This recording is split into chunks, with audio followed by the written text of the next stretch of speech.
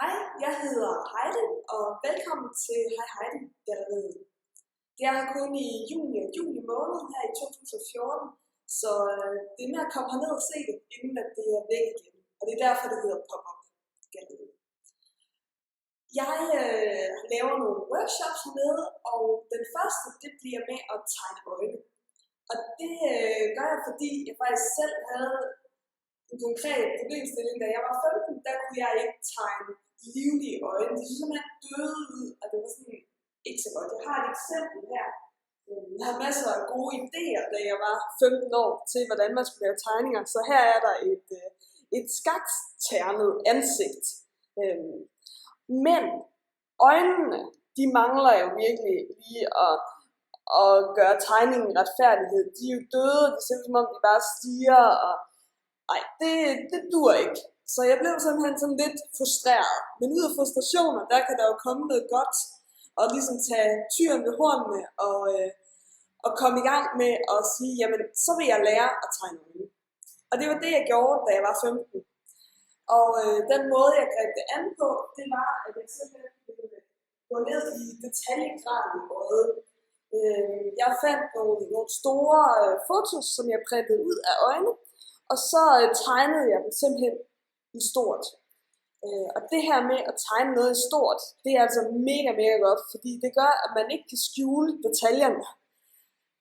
Og man lærer rigtig meget omkring, hvordan øjet det ser ud ved at tegne det. Det handler jo om at kunne se. At tegne er at se. Så det der med, for eksempel er der mange, der har problemer med at tegne øjenvipper fra det rigtige sted fra.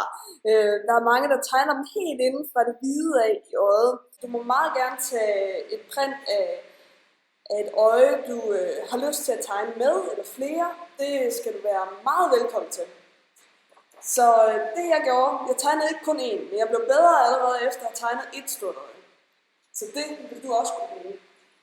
Men det jeg så ligesom gjorde, det var så at tegne en 30-40 øjne, og i samme størrelse der. Jeg blev virkelig bidt af det, og synes, det er faktisk også nogle fede tegninger, det her i sig selv. Men efter det, så har jeg altså ikke haft nogen problemer med at tegne øjne, og jeg synes faktisk, det er mega sjovt. Så det har ligesom vendt det rundt, og nu laver jeg udtryksfulde øjne, i stedet for de der døde, stirrende øjne. Så det er rigtig fedt, og det vil jeg rigtig gerne lære dig. Så jeg håber, du kommer på onsdag til workshoppen. Det er drop-in, så du kan bare komme imellem kl. 13 og 21, og så kan du være der lige så lang tid, eller lige så lidt tid, som du har lyst. Vi starter hver anden time med at lave sådan en stor øjetegning her. Måske kommer der nogle små opgaver ind imellem. Det tager det, som det kommer. Det bliver altid, det bliver godt, og det bliver sammen med andre unge, tegneglade mennesker, så det bliver bare fint. Det tror jeg faktisk var det, jeg lige havde på hjertet, jeg gerne ville sige. Så jeg håber meget, vi ses på onsdag. Det bliver altid. Hej hej!